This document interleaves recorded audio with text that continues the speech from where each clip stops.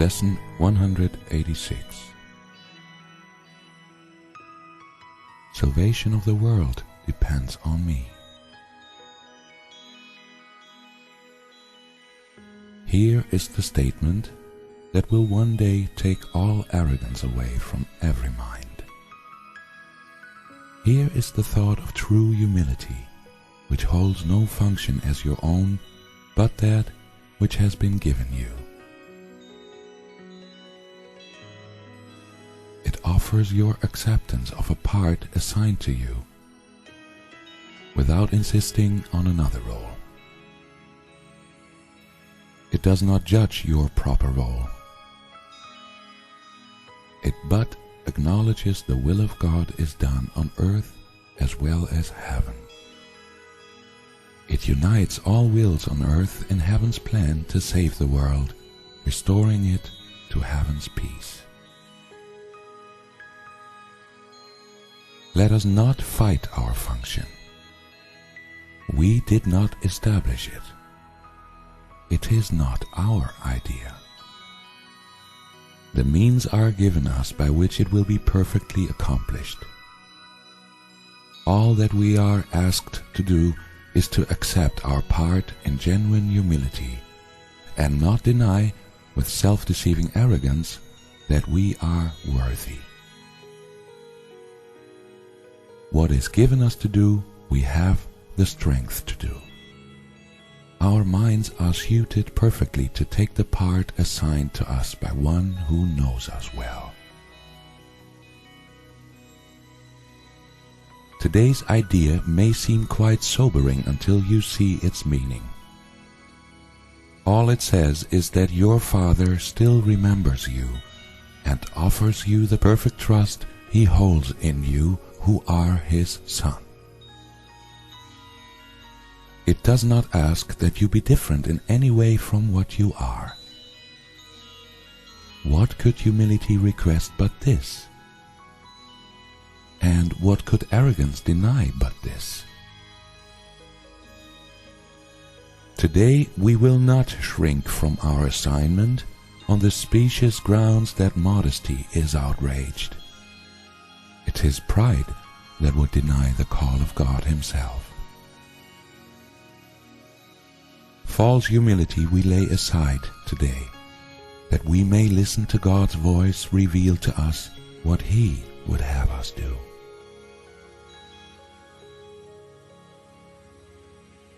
We do not doubt our adequacy for the function He will offer us. We will be certain only that He knows our strengths, our wisdom, and our holiness. And if He deems us worthy, so we are.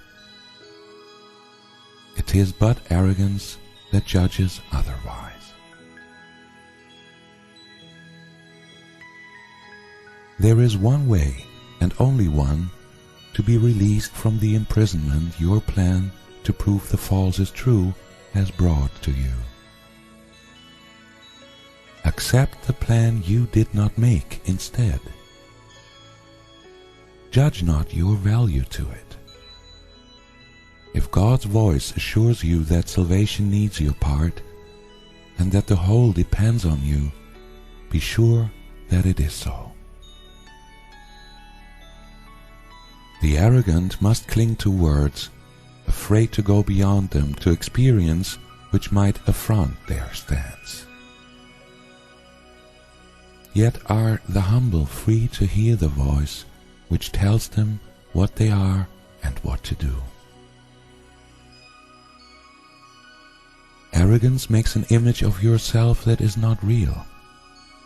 It is this image which quails and retreats in terror as the voice for God assures you that you have the strength, the wisdom, and the holiness to go beyond all images.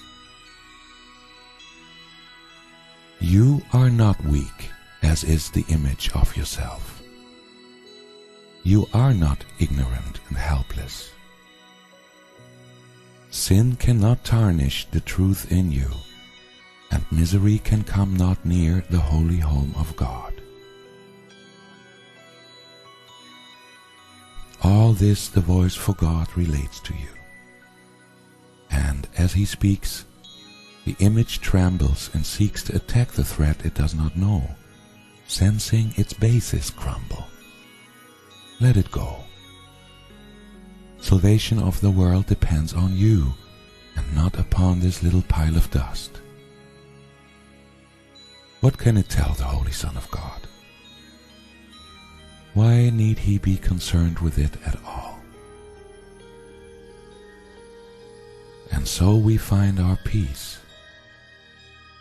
We will accept the function God has given us, for all illusions rest upon the weird belief that we can make another for ourselves.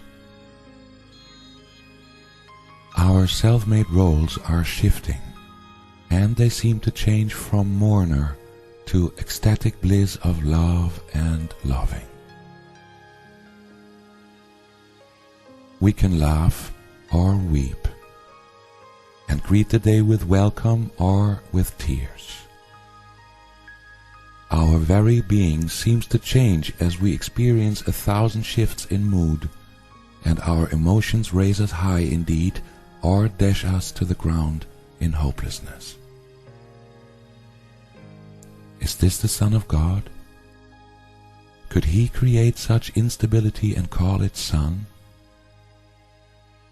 He who is changeless shares his attributes with his creation. All the images his Son appears to make have no effect on what he is. They blow across his mind like wind-swept leaves that form a patterning an instant, break apart to group again, and scamper off. Or like mirages seen above a desert, rising from the dust. These unsubstantial images will go and leave your mind unclouded and serene when you accept the function given you. The images you make give rise to but conflicting goals, impermanent and vague, uncertain and ambiguous. Who could be constant in his efforts, or direct his energies in concentrated drive toward goals like these?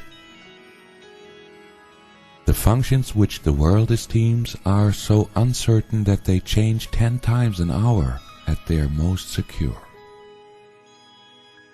What hope of gain can rest on goals like this?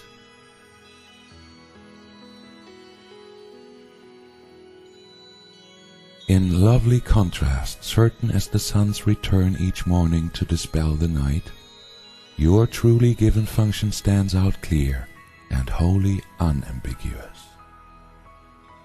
There is no doubt of its validity. It comes from one who knows no error, and his voice is certain of its messages. They will not change nor be in conflict. All of them point to one goal, and one you can attain. Your plan may be impossible, but God's can never fail because he is its source. Do as his voice directs. And if it asks a thing of you that seems impossible, remember who it is that asks and who would make denial. Then consider this, which is more likely to be right? The voice that speaks for the Creator of all things, and who knows all things exactly as they are? Or a distorted image of yourself, confused, bewildered, inconsistent, and unsure of everything? Let not its voice direct you. Hear instead a certain voice which tells you of a function given you by your Creator, who remembers you and urges that you now remember him. His gentle voice is calling from the known to the unknowing. For he would comfort you although he knows no sorrow. He would make a restitution though he is complete. a gift to you, although he knows that you have everything already. He has thoughts which answer every need his Son perceives, although he sees them not. For love must give, and what is given in his name takes on the form most useful in a world of form. These are the forms which never can deceive, because they come from formlessness itself. Forgiveness is an earthly form of love, which, as it is in heaven, has no form. Yet what is needed here is given here as it is needed. In this form, you can fulfill your function even here, although what love will mean to you when formlessness has been restored to you is greater still. Salvation of the world depends on you who can forgive. Such is your function here.